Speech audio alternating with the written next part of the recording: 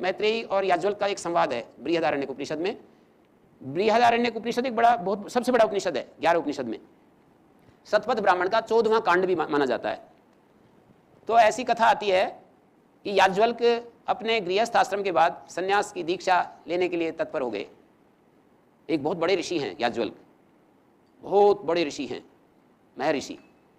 स्वामी दयानंद जी ने भी लिखा है याज्ञवल्क्य जो महर्षि हो गए हैं, वो कहते हैं ऐसे। तो याज्ञवल्क्य अपनी पत्नी मैत्रेयी से कहते हैं कि मैं अब संन्यास में दीक्षित हो रहा हूँ और ये संपत्ति जो भी कुछ है इसको आप अपने पास रखिए इसको। तो वो ये कहती है कि क्या मैं इस संपत्ति को पाकर अमर हो जाऊंगी, ऐसे पूछती है। ये जो संपत्ति आप मेरे को देकर के जा रहे हैं, इस संपत्ति को पाकर मैं क्या अमर हो जाऊंगी, ऐसा प्रश्न किया। तो उस मैत्रेयी के इस प्रश्न का उत्तर है इस पंक्ति में, अमृतत्वस्य तु नाशास्ति वित्तेन इत्येव ही श्रुति। ये श्रुति है बृहदारण्यक श्रुति।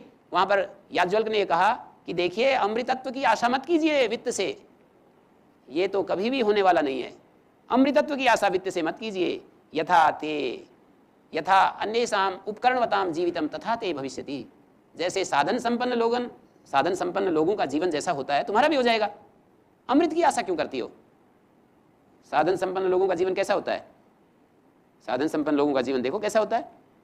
उनके पास अच्छा मकान होता है, अच्छा घर होता है, अच्छा गाड़ी होती है, सब कुछ अच्छा अच्छा होता है, खाने पीने के लिए अच्छा होता है, और उनकी यशोगाथा भी गाई जाती है, दान देते हैं, और सब उनके पास सुविधाएं होती हैं, सब उनके नौकर चाकर खूब होते हैं, सब होता है। तो तुम्हारा भी वैसा हो जाएगा।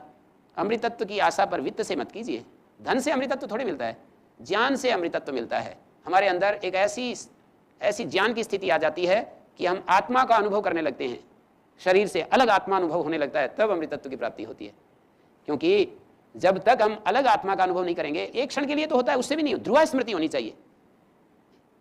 निष्ठा ज्ञानस्य या परा, जैसे गीता में कहा था कि ज्ञान की परा निष्ठा होनी चाहिए। एक एक क्षण के लिए तो हम सबको भागवत स्मृति हो जाती है, भगवान की झलक मिल जाती है, विद्युत की चमक की तरह। केनोपनिषद में कहा कि भाई इतने से काम नहीं चलेगा कि विद्युत की एक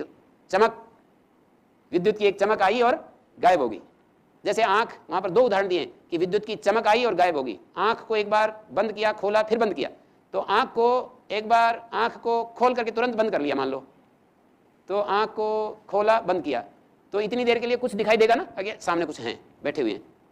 तो ब्रह्म की झलक इतनी देर के लिए जब होती है तो उससे हमारी समस्याओं का समाधान नहीं होता है, उससे मुक्ति नहीं मिलती है। मुक्ति होती है ध्रुवा स्मृति के द्वारा।